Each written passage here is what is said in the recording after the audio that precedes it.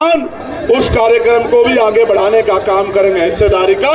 तो अभी तो देखो, अभी तो काशीराम साहब याद आ रहे हैं, फिर भीम आर्मी आजाद समाज पार्टी ये नकली महापुरुषों को मानने वालों के सपने में भी आएगी। मेरी बात को आप याद रखना।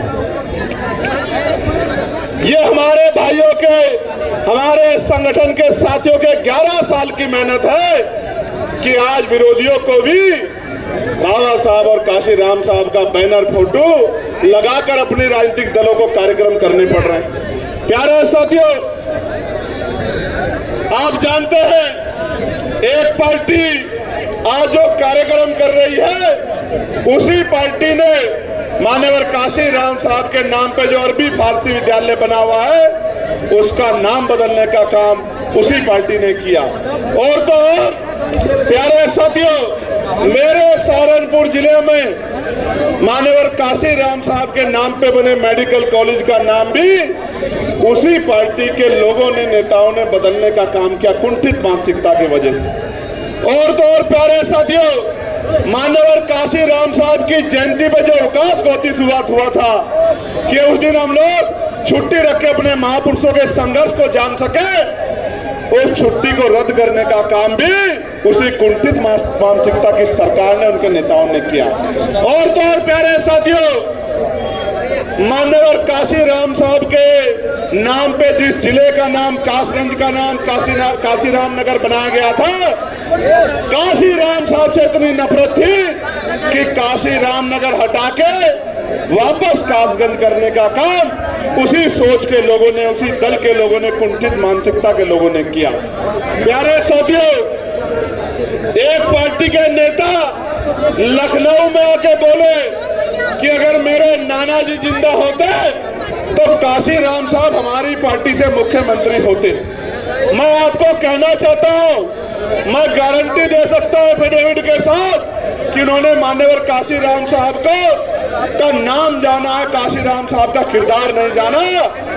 जिस महापुरुष ने राष्ट्रपति के पद को ठोकर मार दी थी, वो आपकी पार्टी से मुख्यमंत्री बनने के लिए तैयार होते, कैसी गलतफहमी में आप लोग जीते हो।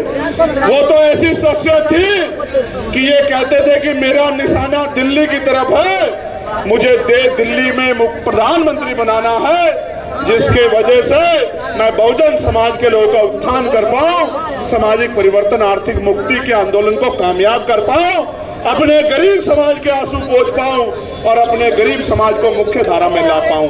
इसलिए प्यारे साथियों, हमने और आपने बात ध्यान रखनी है जो काशीराम साहब कहते थे। काशीराम साहब ये कहते थे कि विरोधी दुश्मन का काम है कि वो हमें गुमराह करेगा। जब वो हमें गुमराह करेगा तो हमारा भी काम है कि उसका काम है हमें गुमराह करना, और हमारा काम है ना गुमराह होना, ना अपने लोगों को गुमराह होने देना। अगर हम उनकी बातों में आ गए तो वही होगा जो 2012 से पहले हुआ कि लोकसभा में प्रमोशन में रिजर्वेशन का बिल फटेगा और दलित आदिवासी समाज के कर्मचारी अधिकारियों के अधिकारों पे हमला होगा। प्यारे साथियों, ये दल उस दिन कहा थे जब एक बाबा ये कह रहा था कि मरे मुलायम काशीराम प्रेम से बोलो।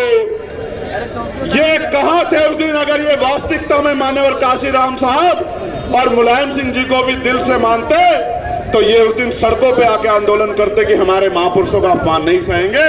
अकेला चंद्रशेखर खड़ा था जिसने उस बाबा को कहा कि हैसियत में रहना, अगर हमारे महापुरुषों पे टिप्पणी करोगे तो ऐसा इलाज किया जाएगा कि भागने की जगह भी नहीं मिलेगी। अकेला चंद्रशेखर था इस बात को कहने वाला।